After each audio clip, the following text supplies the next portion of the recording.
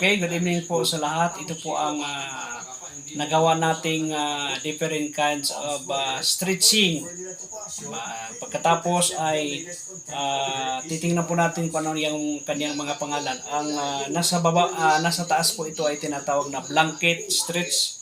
At yung pangalawa ay tinatawag siya running stretch. Ang pangatlo ay running best stretch, at ang apat ay tinatawag siya na cuts stretch.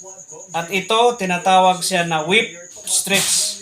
At ito tinatawag siya slip ladder stretch. At itong isa pang huli ay tinatawag po siyang back stretch. So ito po mga classmate, ma'am, ang nagawa ko pong different kinds of stretches. Ito po.